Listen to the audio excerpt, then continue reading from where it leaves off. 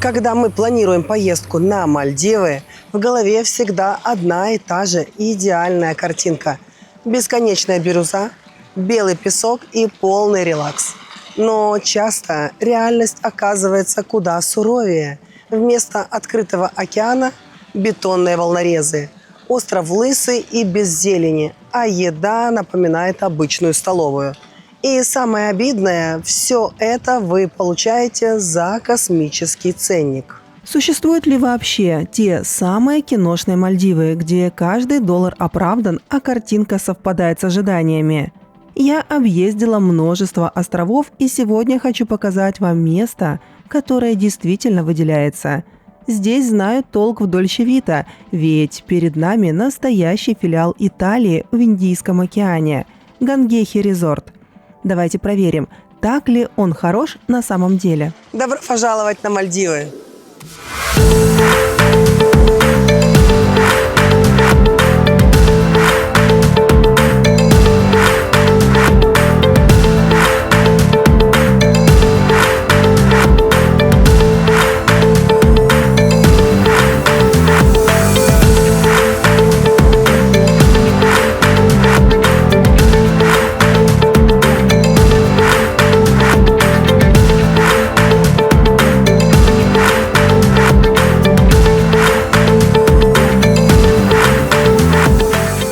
В этом видео я покажу вам, как устроен остров-резорт, какие бывают типы проживания, какие здесь пляжи, еда, экскурсии. В общем, все то, что нужно туристу, чтобы провести свой идеальный отдых на Мальдивах.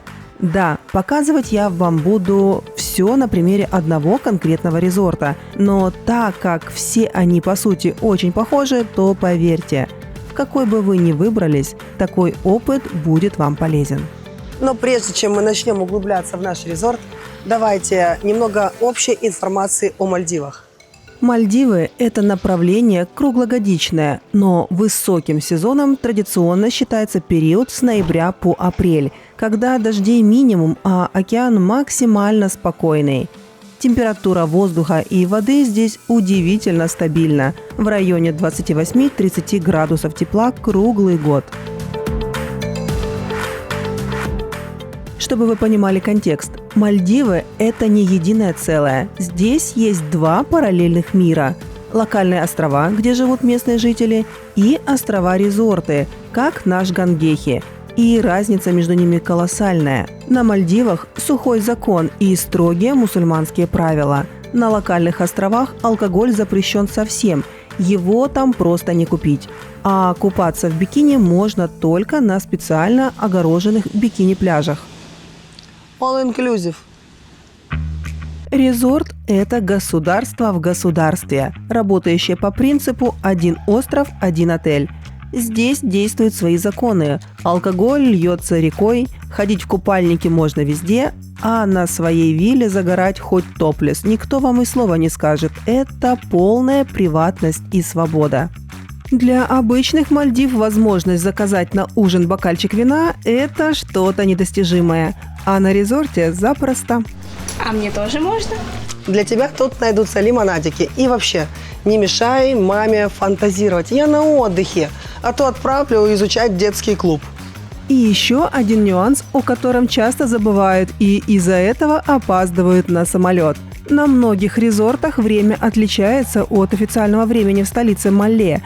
Отели специально переводят часы, чтобы у туристов было больше светового дня. Например, на Гангехе время плюс 1 час к Малле. То есть, когда в аэропорту 12:00, у нас на острове уже 13:00. Обязательно уточняйте Island Time при заселении, чтобы не перепутать время вылета. Точкой входа в этот тропический рай является столица Малле и международный аэропорт Вилана. Это одна из самых маленьких столиц в мире, буквально город-остров, где жизнь кипит совсем в другом ритме, чем на резортах. И уже отсюда начинается ваша логистика до отеля. Тут есть два основных варианта.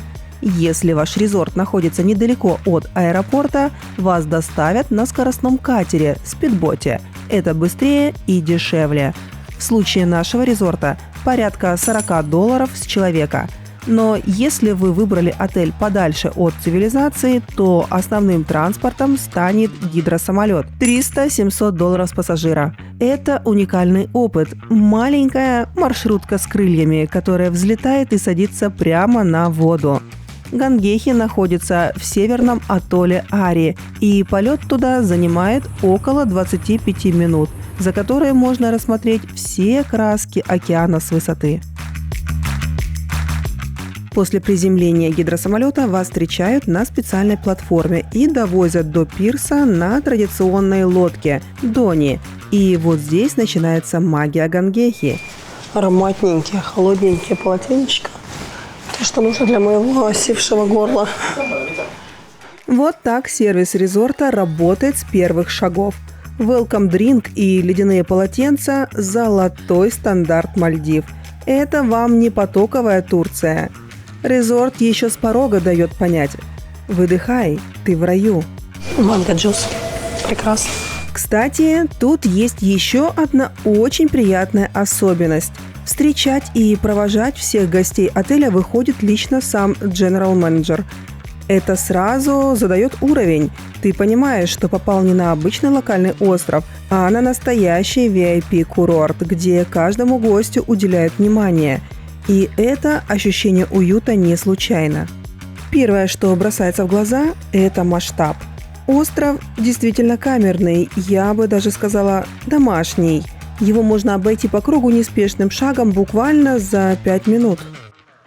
Для того, чтобы наглядно показать размеры данного острова, предлагаю устроить walking-тур, кругосветку по Гангехи. Включаю секундомер. Ну, я пошла. Так, а пойду я, начиная с ресепшена.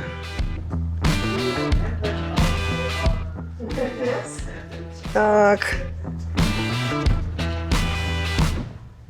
Ресепшн.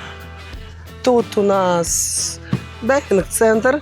Наверху жим-комплекс.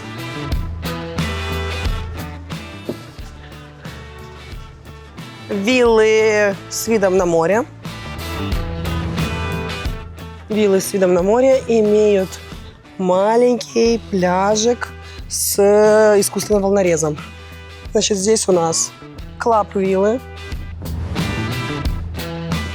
Везде, по всей окружности вы можете купаться. Спортивная площадка. Сад орхидей.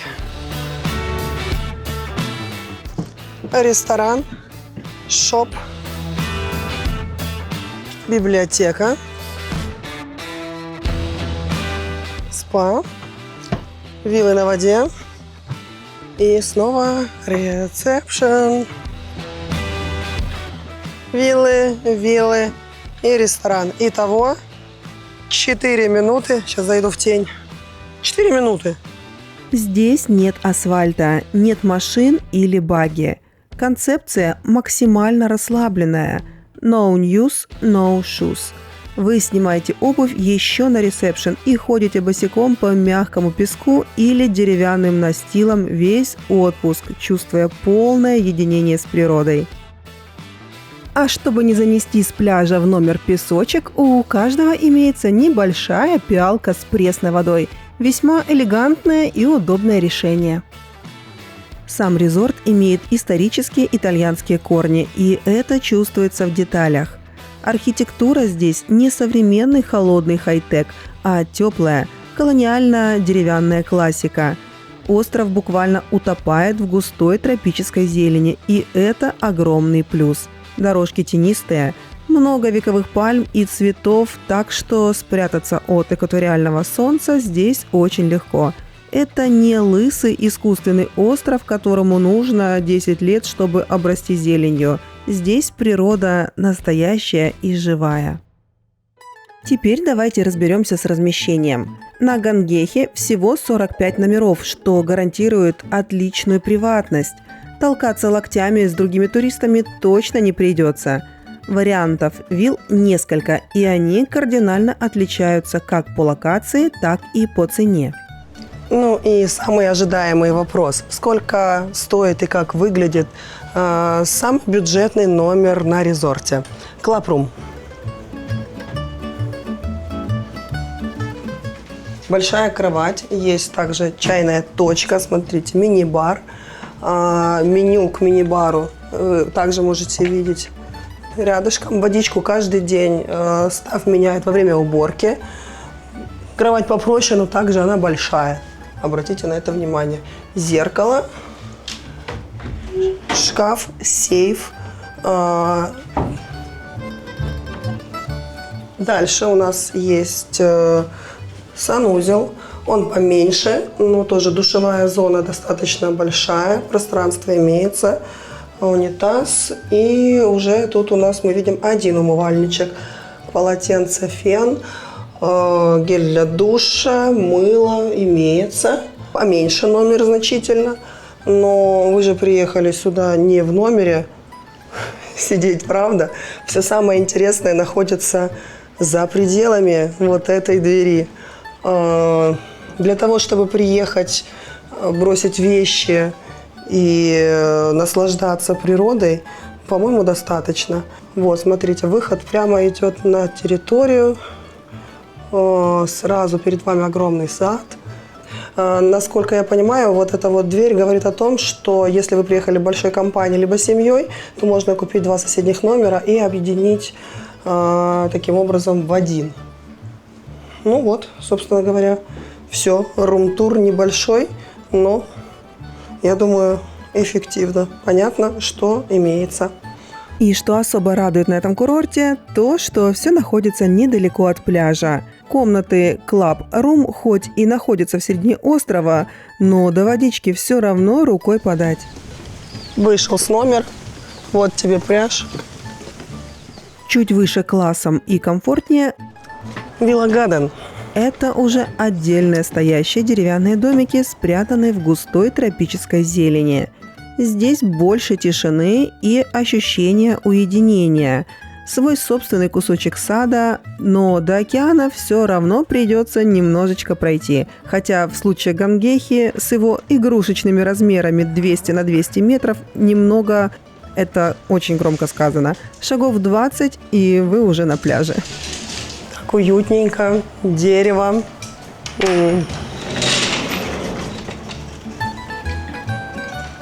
Ну, конечно, всегда свежими цветами украшают. Это так мило, я не знаю, мне очень нравится, когда вот украшают живыми цветами. Чайный стол немножечко отличается. Здесь есть холодильник, мини-бар, меню мини-бара имеется, объемный шкаф с дополнительными подушками, большое зеркало и большая ванная комната. Полотенечки, халаты, забыла название, душевая зона. Кстати, можно вот открыть жалюзи, посмотрите. Зеркала большие, фен имеется. Ну, по-моему, все необходимое есть. Большая зона для гардероба. И вот вентилятор, кондиционер и вот такие вот аутентичные потолочки. Вот так вот, представляете, вы просыпаетесь с видом на сад и на море. Ну, прекрасно. Большие кровати – это вообще прелесть, по-моему. Хоть вдоль спи, хоть в поперек. И терраса выходит в сад. Не просто в сад, а еще и в тени деревьев вы можете любоваться морешком. Обязательно кувшин для обмытия песочка, лежачки. Остров, на котором расположен резорт, очень маленький, и поэтому даже, как вы видите, Beach Garden Room, она расположена прямо у кромки воды. Ну, по-моему, очень даже неплохо. И в тени пальм просыпаться и видеть такую картину, по-моему, очень даже здорово. Золотая середина. Бич-виллы. Классика Мальдив. Ваша личная вилла с прямым выходом на пляж. Вы просыпаетесь, открываете дверь и сразу ступаете на песок. Посмотрим еще одну виллу. Это вилла на пляже. Посмотрим, как она выглядит внутри. И чем отличается от других комнат. Ну, конечно, конечно. Посмотрите на этот вид. Ну, прямо на лагунку. Эта лагунка, она вообще потрясающая. Обратите внимание, она сделана с искусственным волнорезом, чтобы сюда не заходили волны и крупная живность. Если вы с маленькими детками, вот там вот универсальная глубина. Прекрасная терраса, зона отдыха здесь, гамак, собственные лежачки в тени пальм. Так, а теперь посмотрим, из чего состоит комната. Комната достаточно большая, как всегда, большая кровать, кресло для отдыха, рабочая зона, тоже чайная точка, холодильник, мини-бар. Ну, это, наверное, стандарт во всех номерах. У нее большие шкафы и сейф во всех классах комнат. Ванная комната просторная, 2 умывальничка, чтобы вы друг другу не мешали. Фен имеется. Туалет, понятное дело, душевая кабина с открывающимися жалюзями и прямо вид в сад. Просторная гардеробная зона. Обязательно зеркало. Тут тоже, смотрите, сколько полок. Это, ну, не знаю, это очень удобно, особенно если вы едете не на один день. Кто скучал по рабочему месту, пожалуйста. Большая кровать просторная. Зона. Кондиционер, вентилятор и вот эти вот потолки. Я не знаю, я схожу с ума, наверное, от этой красоты.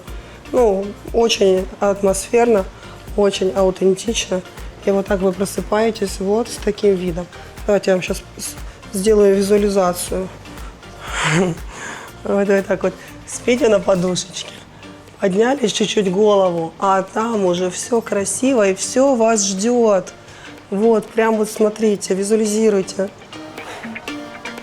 А кто это там у нас на шезлонге? Да-да, это, кажется, ты.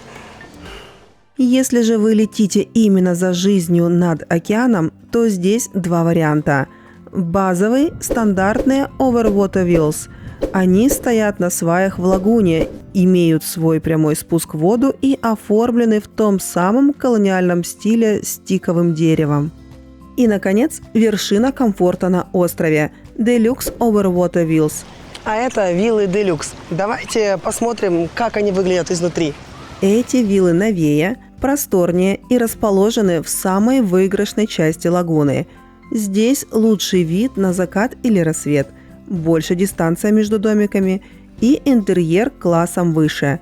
Это тот самый вариант, когда вы готовы доплатить за безупречную картинку и максимальный комфорт. Но учтите общий момент для всех водных вилл. Во время ветра шум волн под полом будет слышен отчетливо.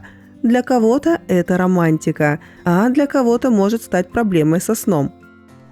Посмотрим номер высшей категории.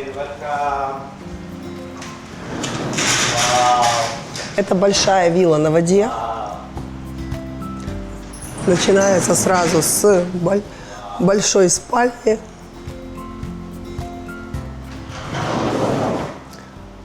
Очень светло, много окон.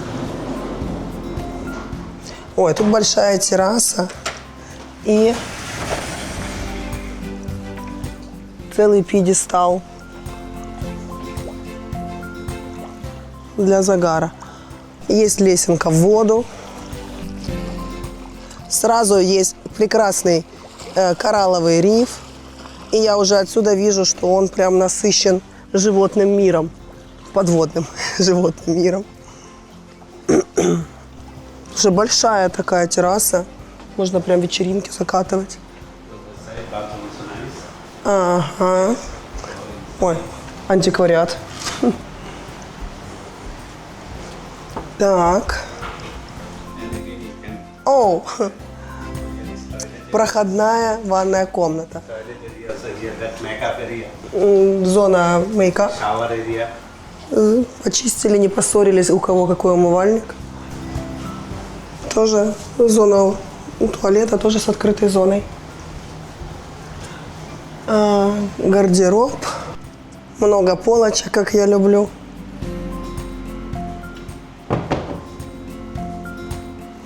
чайная точка с холодильничком, мини-баром. Прекрасно, по-моему. Просторно, удобно, светло. Мне нравятся вот эти такие аутентичные штуки. В общем, как сами видите, вилла не маленькая, 102 квадратных метра и весьма комфортненькая. Есть такая комната еще на 4 персоны, и такая же вторая кровать ставится рядом. То есть если вы с детьми, хотя, не знаю, с детьми на воде, разве что только со взросленькими детьми можно. Плюс отдельный бонус этих вилл – близость ресепшена и а-ля карт ресторана. Если наскучила общая зона ресторана, по-моему, прекрасный вариант прийти сюда, уединиться за ужином при свечах, в тишине, расслабиться. Ой, это же еще вечером здесь подсветочка включается. В общем, выбор номеров здесь на любой вкус, но я решила подойти к вопросу рационально. Вот так вот с помощью улыбки я уговорила показать для вас все классы номеров в этом резорте. Вот так вот. Теперь вы знаете, какой именно номер нужен вам. А я пошла купаться. Из всех этих вариантов я для себя выбрала золотую середину – стандартную Oberwater вилла. Почему именно ее? Тут сработала чистая прагматика. С одной стороны, хотелось той самой каноничной мальдивской картинки, когда ты живешь не на песке, а именно над водой, и тебя обдувает бриз и не кусают комары, которые часто прячутся в зелени пляжных вилл. С другой стороны, переплачивать за делюкс только ради чуть более свежего ремонта мне показалось нелогичным, ведь океан под нами везде одинаковый. Добро пожаловать в мой рум-тур. Вилла на воде. Вилла на воде, или вернее, как моя первая вилла на воде, выглядит примерно так. В деревянном стиле. Дизайн очень простой, но аутентичный, как по мне. Дерево на воде, очень как будто лодка. Так, значит, здесь у нас чай, кофе и холодильничек с мини-баром. Шкаф, там же есть сейф, кровать для Милены, кровать для меня любименькой, зона релакса, тоже очень важная зона для девочек, большое зеркало, хоть наконец-то будет видно, в чем я выхожу на ужин, и просторная ванная комната, душевой кабиной. Лосьон, шампунь, крем для рук. Все имеется. Но самое главное у нас находится здесь. Это сторона заката. И, по-моему, прекрасно будет лежа в кроватке, либо на санбет, на шезлонге, любоваться закатами. Боже, ну эта вода, это что-то нереальное. Только представьте, проснувшись с первыми лучами солнца, вы выбираетесь из-под теплого одеяла и сразу спускаетесь по лестнице в лагуну. На террасе есть пара шезлонгов, плюс мы вынесли туда кресла для дочки, и в итоге весь солнечный день проводили именно там. Это одновременно и ваш личный пляж, и собственная снорклинг-лагуна, и зона тотального релакса. Утром выходишь с чашечкой кофе, спускаешься и через секунду уже плаваешь с рыбками. Это то чувство свободы, которое невозможно получить на берегу. А если захочется праздника, один звонок в ресторан, и у ваших дверей уже стоит улыбчивый сотрудник с ведерком льда и бутылочкой шампанского. Это просто райское времяпровождение, большего желать и не нужно.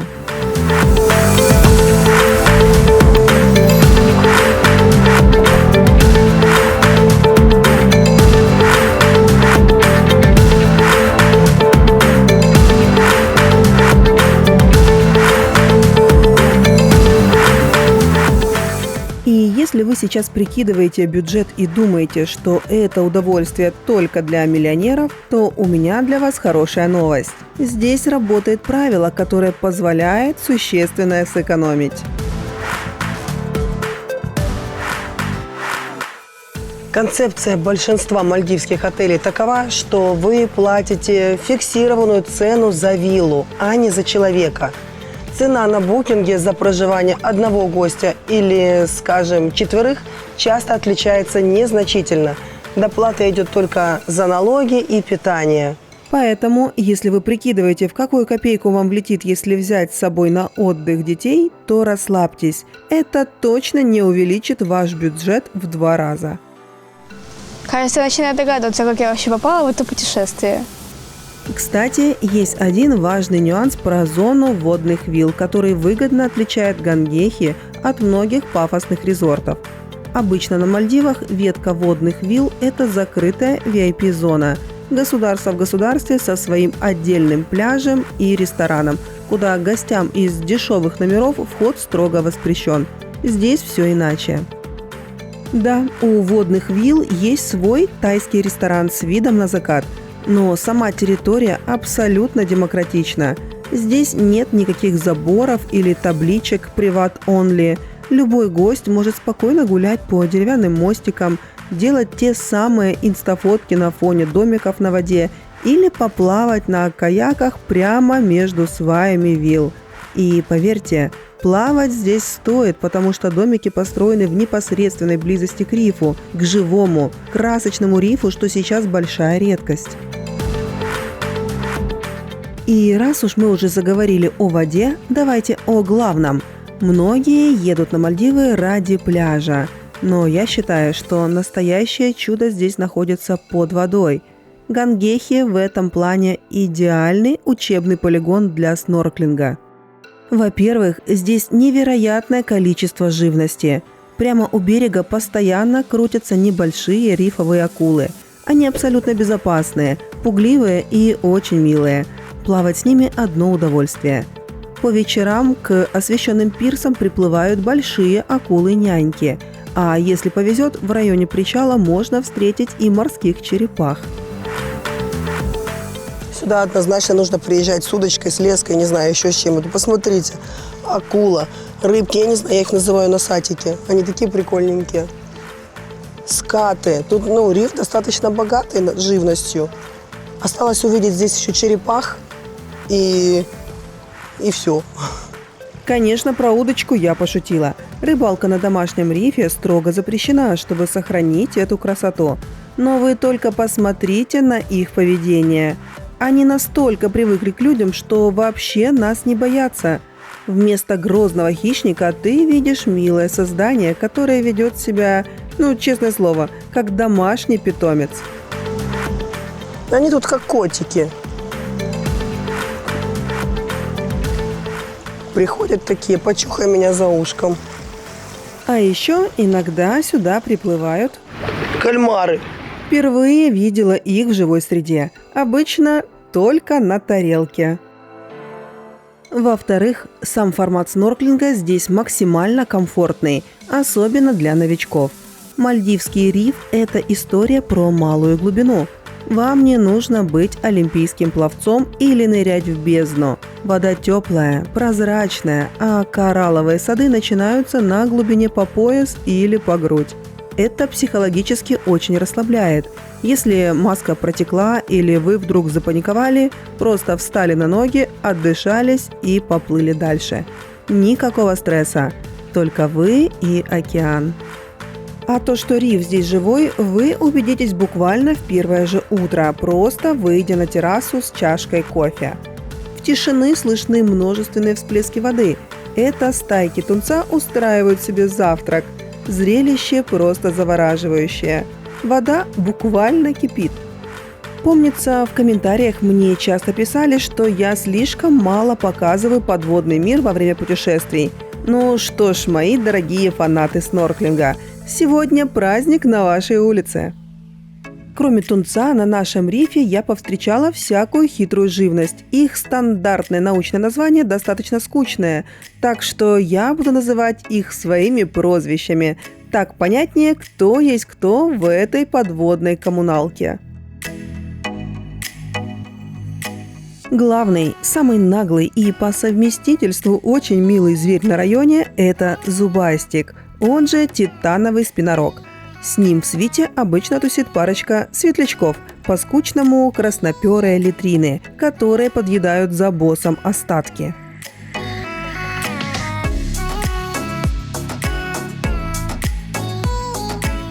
Самый фееричный модник на рифе – спинорог Пикассо. Выглядит так, будто его раскрашивал безумный художник-авангардист. Геометрия, яркие пятна – настоящая картина, а не рыба. Рядом часто проплывает зебра.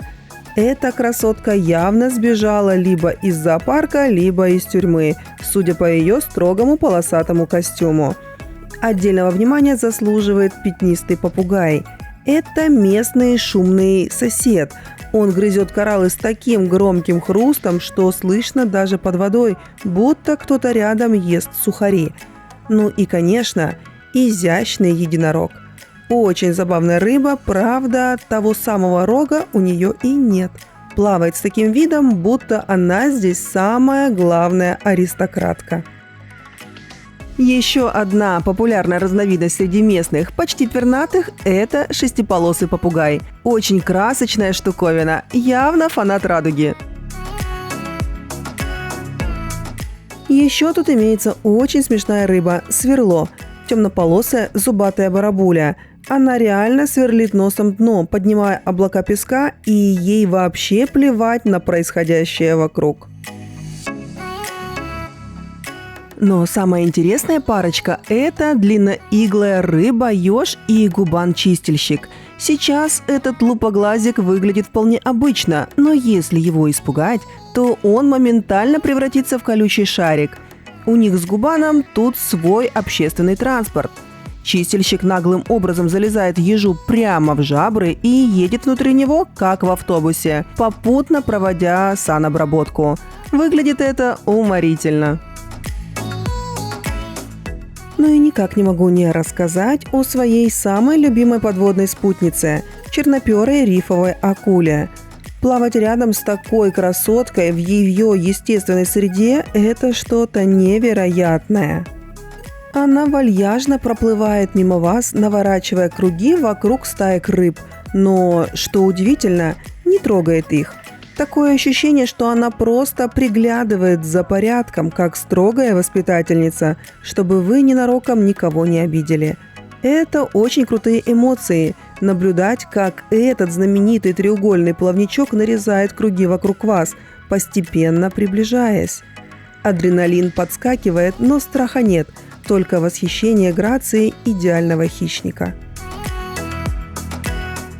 В общем, подводный мир на Мальдивах в целом и на данном резорте в частности действительно классный.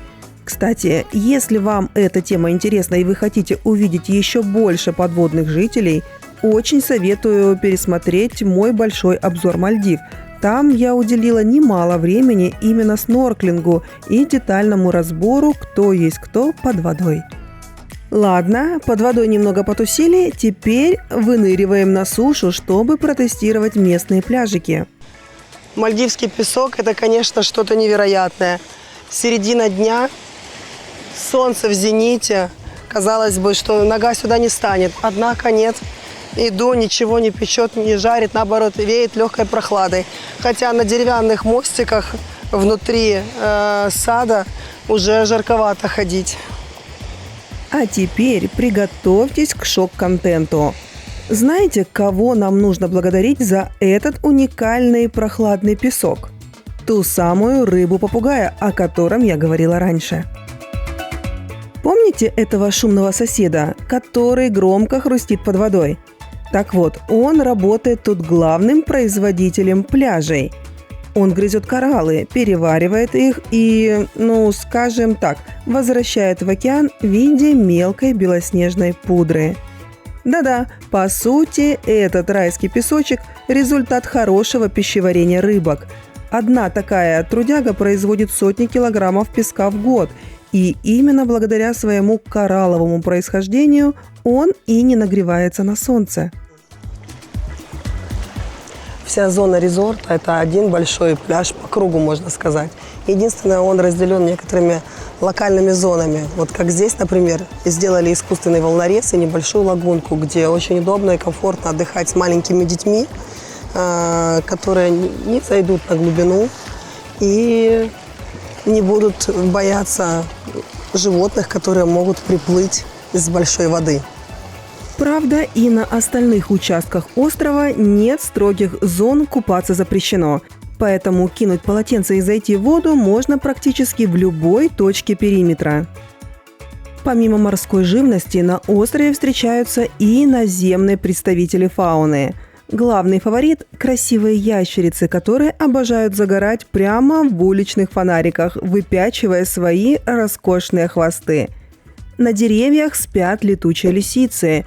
По зеленым насаждениям бродят цыплята, а на пляже вас будут поджидать крабики, раки-отшельники и важная серая цапля, или, как ее называют местные, маакана.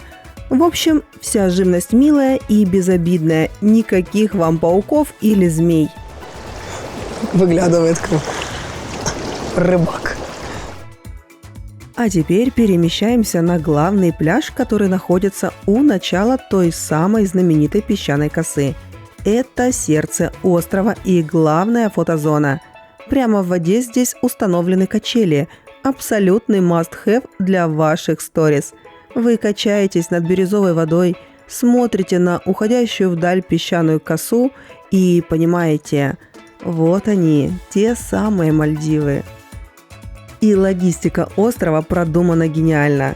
Сразу перед пляжем, буквально в 2 шагах от кромки воды, расположен главный бар и основной ресторан. Это очень удобно. Не нужно никуда долго идти по жаре. Накупались, сделали фото на качелях, посмотрели закат на косе и сразу попадаете в центр гастрономической жизни. А о еде здесь стоит поговорить отдельно, ведь кормить вас будут с итальянским акцентом. Да, конечно, аутентичная еда тут тоже встречается. Например, на завтрак в Вэлли ресторан, который работает с 7:30 до 10 утра, можно попробовать настоящую мальдивскую классику – машхуни. Это лепешки роши и смесь тунца с кокосом и лаймом. Очень свежо и отлично заходит под утренний кофе. Как красиво, конечно. Дочь, ты чувствуешь этот воздух? Соль, свежесть. Ну, просто свобода. Ага. И запах курицы с пряностями. Милена, мы в раю. Тут должно пахнуть орхидеями и морем, а не плацкартным вагоном. Мама, не плацкартный вагон, это запах уюта. Это аромат преступления против нашего отеля. Шеф-повар там плачет где-то на кухне, чувствуя конкуренцию. Ну, как бы лобстера каждый может приготовить. А мивину, чтобы она стала твоей душой, не каждый. Но если вы привыкли к более традиционному началу дня, то здесь настоящее раздолье. Вас ждет полноценный европейский завтрак в формате фуршета, классическая итальянская выпечка, хрустящие круассаны, тосты и горы всевозможной нарезки. И отдельный лайк команде поваров за то, как здесь готовят макароны и омлет. Казалось бы, простые блюда, но было безумно вкусно. А еще, если захотите секретики местной кулинарии, то вам просто стоит поулыбаться местному повару. Все скажут, все тайны, все секреты, все пропорции. Обожаю итальянскую заботу и гостеприимство. I can use salt. Но в целом, пребывая на Гангехе, складывается стойкое впечатление, что ты оказался где-то в Италии. Например, на Капри, про который у меня, кстати, тоже есть отдельное видео на канале. Легко перепутать, если бы не прекрасный Индийский океан вокруг. Качество продуктов, подача, ароматы базилика и оливкового масла – все это телепортирует вас в Средиземноморье. Обеды здесь проходят с 13:00 до 14:30. Днем акцент делается на легкие блюда. Много салатов, овощей гриль, рыбы и, конечно, паста стейшн, где повар готовит спагетти или пенне с соусом на ваш выбор прямо при вас. А ужины стартуют в 20:00. Вечером атмосфера становится более торжественной. Ассортимент горячего расширяется, появляются более сложные мясные блюда и десерты, ради которых стоит забыть о диете. И сегодня итальянский вечер, и, как оказалось, дресс-код белый. Меня не предупредили. И каждый ужин меня особо радовали рыбные блюда. Гуляя днем по пирсу, можно каждый день подмечать, как к острову причаливает корабль, и рыбаки выгружают огромные тележки с рыбой. Все свеженькое, буквально пару часов тому еще плескалось в океане. Ребята мой ужин несут. Смотри, какая красота. Фреш. Yeah? Cool.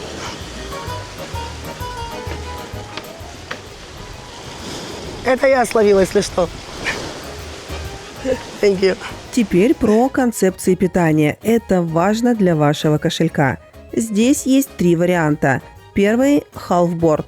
Только завтраки и ужины. На обед придется ходить в ресторан за деньги или перебиваться снеками. Второй – full board. Полный 3-разовый пансион. Завтрак, обед, ужин. И третий – all-inclusive. Он работает с 9 утра до 23:00 вечера. Сюда входят все приемы пищи, напитки, включая алкоголь по специальному меню, а также приятный бонус в виде послеобеденного чая с печеньем в баре «Кандю» с 15:00 до 17:30. Также на «Все включено» вам раз в день бесплатно пополняют мини-бар в номере напитками, помеченными звездочкой. И тут, кстати, важный нюанс про водный баланс, о котором стоит знать заранее. На сутки в номер ставят всего 1 бутылку воды, и все. На жаре это капля в море, и пить вам захочется гарантированно. Вода из-под крана тут хоть и чистая, но опресненная и абсолютно безвкусная. Удовольствия от нее никакого. А продуктовых магазинов на резортах не бывает, так что если жажда замучает, придется либо разорять платный мини-бар, либо бежать в ресторан. Впрочем, есть лайфхак. Если вы запасливые и прихватили пару бутылок любимой колы или воды еще в аэропорту, везите смело. Свои напитки пить не запрещается, и никто косо на вас не посмотрит. Если вам надоест шведский стол, на острове есть ресторан а-ля карт. Он работает только на ужин с 20:00 до 21:30. Это место с более изысканной подачей и специальным меню, куда приходят за романтикой и высокой кухней. Учтите, что блюда здесь платные или идут с доплатой в зависимости от вашего плана питания. Прекрасно. Лежишь, отдыхаешь. Перед тобой красота, под тобой акулы и рыбки. Бокальчика не хватает. А чтобы исправить эту несправедливость, нам нужно отправиться в бар в правильное время. И, конечно, нельзя пропустить в этом ресторане Happy Hour. Он проходит каждый день на закате с 18:30 до 19:30. Ну что, погнали? Ну как я могла устоять перед тем, чтобы пропустить бокальчик пива? Да еще и со скидкой и с таким-то шикарным видом. Пригубив пару пинт холодненького, глядя на прекрасный океан, когда под ногами шныряют цветастые рыбки и акулы, это дорогого стоит. И нет, не нужно меня упрекать за охрипший на резорте голос. Это вовсе не пиво виновато. Наверняка это я от местного джелато прихворала. Закат – это лучшее время, чтобы занять столик или гамак с видом на океан, взять коктейль с 20% скидкой и проводить солнышко. Кстати, важный нюанс про напитки. Даже на all-inclusive их подают только в бокалах. Делиться ими с друзьями, у которых другой тип питания, нельзя, а заказывать нужно только в ресторанах и барах. На пляж их не носят. А теперь давайте поговорим про all-inclusive на Мальдивах. Стоит оно того или нет. Не знаю, как во всех, но в конкретном резорте у меня, купив пакет full board, вы не получаете напитки. То есть это еще не all-inclusive. Но прибыв уже непосредственно в резорт, вы можете доплатить $109 с человека в сутки за all-inclusive. Однако даже all-inclusive не включает абсолютно все напитки в меню. Поэтому вы, когда приходите, вы можете получить кофе на ужин, например, или на обед. Но вы не получите капучино. За капучино вам все равно придется доплатить, даже в пакете all-inclusive. Стоит это того или нет, я для себя выбрала, что лично мне не стоит. Объясню почему. $109 с человека в сутки, и при этом вы еще не получаете абсолютный набор напитков. Сколько нужно выпить в сутки на $109, я не знаю. Но глядя в меню, я могу сказать точно, бокал пива стоит $8. Сколько бокалов пива вы выпьете за сутки? 1, 2? По-моему, дешевле доплатить. Тут же бутылка игристого вина стоит $26. Ну, мне проще купить бутылку вина игристого, и мне будет достаточно. Достаточно ли вам? Все зависит от ваших аппетитов и возможностей вашего организма. Меню приложу, детальное меню приложу к видео, вы потом сможете ознакомиться с ценами. Ну, я выбрала full board и отдельно оплачивать напитки, которые я хочу выпить здесь и сейчас. И знаете, это решение оказалось верным не только из-за количества выпитого. Главная причина – это сами цены в меню, которые, вопреки стереотипам о золотых Мальдивах, оказались на удивление гуманными даже по европейским меркам. Если говорить про предметность, то давайте сравним. Например, данный резорт – это итальянская сеть отелей. Соответственно, будем мерить шприцами.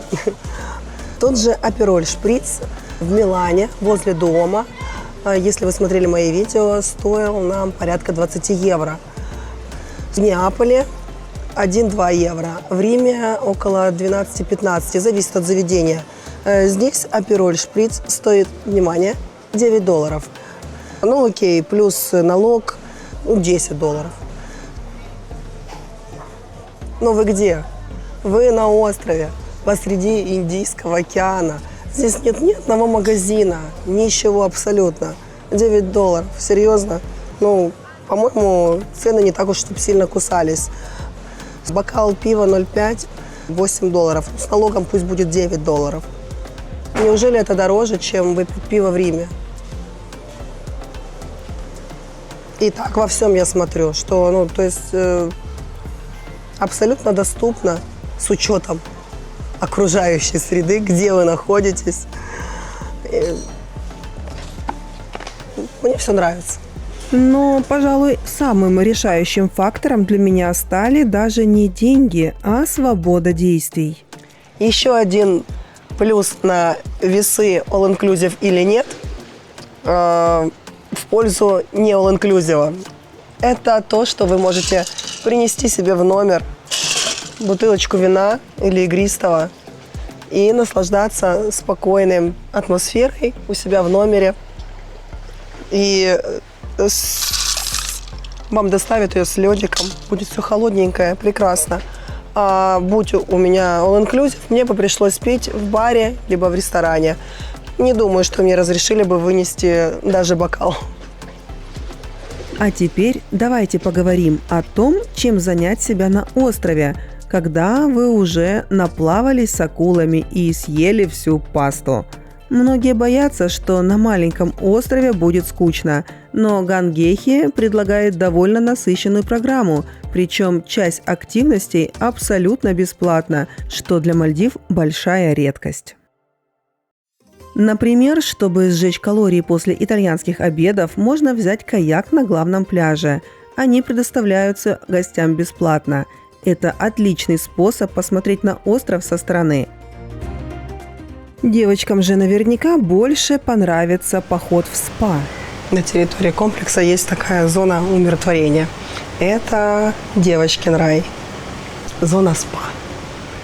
Сюда стоит заглянуть, чтобы привести тело и мысли в порядок, ведь меню услуг здесь огромное.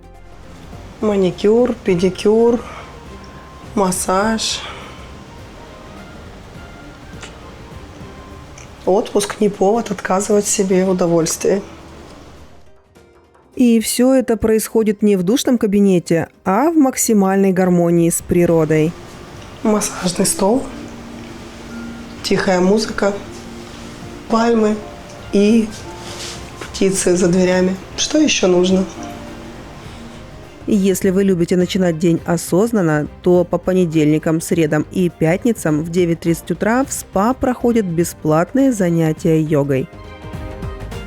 Локация там просто потрясающая. Открытый павильон, свежий бриз и шум волн вместо привычной музыки в спортзале.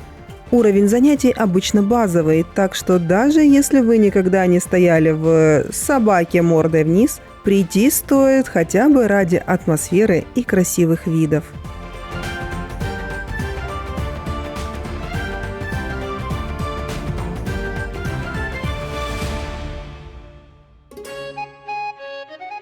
На резорте есть свой дайвинг-центр, и, конечно же, мы зашли сюда, чтобы узнать, какие цены и что может предложить этот дайвинг-центр.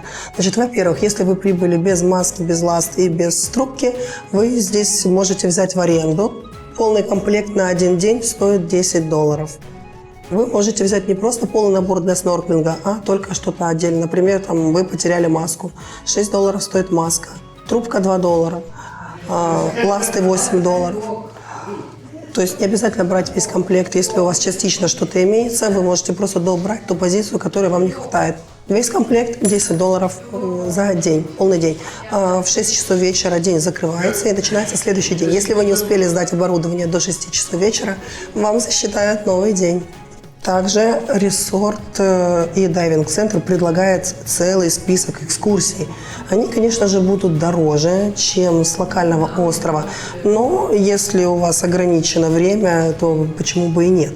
Значит, здесь есть в списке экскурсий снорклинги, посещение необитаемых островов, ужин на необитаемом острове. Цены варьируют от $40 до $250 без учета налога. Поснорклить с мантами, с черепахами, с акулами. Например, рыбалка на закате $45 с человека. Время это с 4 до 18:00 примерно. А вот романтический ужин на необитаемом острове с закатом $250. Прогулка с акулами $195, плюс налоги. А еще, к примеру, экскурсия на китовую акулу $195 с человека, плюс налог. А манты, черепахи и акулы $65 с человека. Дайвинг-центр предлагает погружение индивидуальное и для группы. Цены начинаются от $50. Тут же отдельно еще представлены прайсы на километраж, то есть если здесь рядышком, соответственно, дешевле, если куда-то дальше, нужно брать рент-борд, и это выйдет значительно дороже. Например, от $67-70 и выше с человека. Для сравнения, кстати, можно сравнить. В Египте я погружалась, самое дешевое мое погружение в Египте составило $30, а здесь $50-60. Это Мальдивы. Не так уж и дорого, по сути, получается.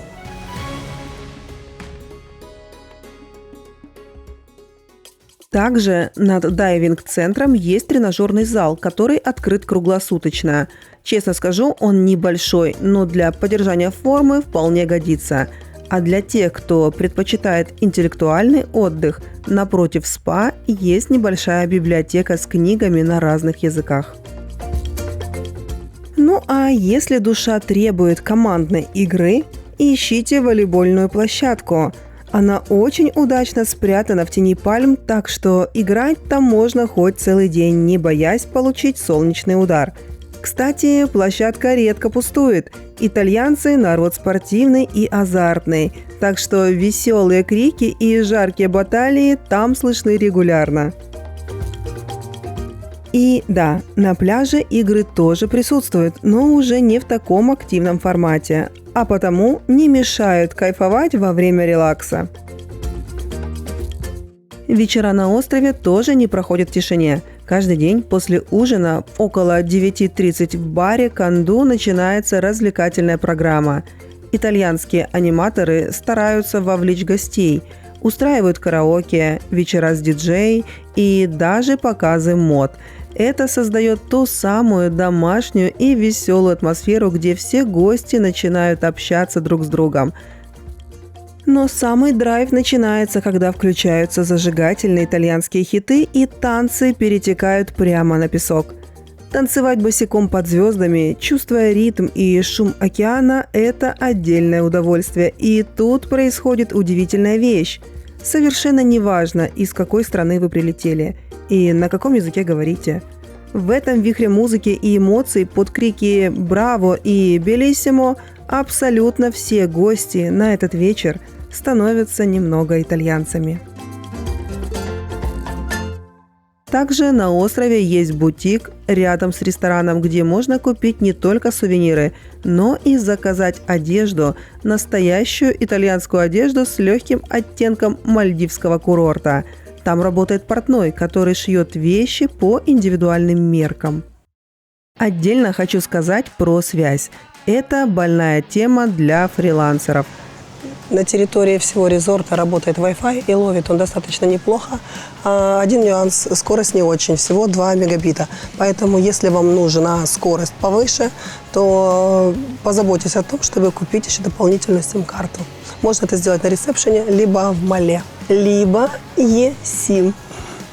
Это сбережет вам кучу нервов. Ссылка, как всегда, найдется в описании. А теперь давайте о самом интересном – о ценах. И тут Гангейхи преподносит, пожалуй, самый приятный сюрприз. Эмоционально это просто находка. По сути, перед нами один из самых доступных резортов на Мальдивах, который позволяет увидеть ту самую картинку с открыток, не продавая почку. Смотрите сами. Базовые сутки проживания здесь на троих могут обойтись всего в $300. Чтобы вы понимали абсурдность ситуации, некоторые отели на локальных островах, там, где вы живете в деревне, ходите мимо стройки, по вечерам ищете свободный столик в кафе, а днем бьетесь за шезлонг на общественном пляже, просят по $400. А здесь за 300 вы получаете полноценный приватный остров-резорт. Для общего понимания математики Мальдив, средняя цена за номер в нормальном резорте обычно стартует от $1000. Самый дешевый убитый отель, про который я когда-либо слышала, стоил $250. Так что Гангейхи с его ценником в $300 – это фактически нижний порог входа, но при этом вы получаете европейское качество, итальянский сервис и тот самый вайб настоящих Мальдив. Это, честно говоря, просто шара. Если же говорить про мой опыт, ту самую виллу на воде, то тут ценник, конечно, другой. В высокий сезон за троих взрослых с трехразовым питанием она обошлась нам порядка $700 в сутки. Да, звучит недешево. Но, во-первых, это Новый год, сверхвысокий сезон. А во-вторых, если уж вы решили вырваться на резорт, то я крайне рекомендую попробовать именно этот опыт проживания хотя бы на пару дней. Просыпаться над океаном – это восторг, который окупает каждую копейку. К тому же на большинстве других резортов аналогичная водная вилла обошлась бы вам значительно дороже. И тут есть один важный нюанс. Именно благодаря своим крошечным размерам Гангейхи безумно выигрывает у большинства других резортов. Давайте поясню детальнее. Как правило, острова-резорты все же значительно крупнее. В погоне за прибылью отели стараются сделать побольше водных вилл, ради чего выстраивают огромные ветки мостов далеко в океан, куда напихивают домики, как селедки в бочку, впритык друг к другу. С дрона это выглядит красиво и геометрично, но на практике создает кучу проблем. Во-первых, такая плотность приводит к тому, что на рифе вы постоянно сталкиваетесь ластами с соседями, и вся прелесть приватности Мальдив улетучивается. Во-вторых, простая логистика.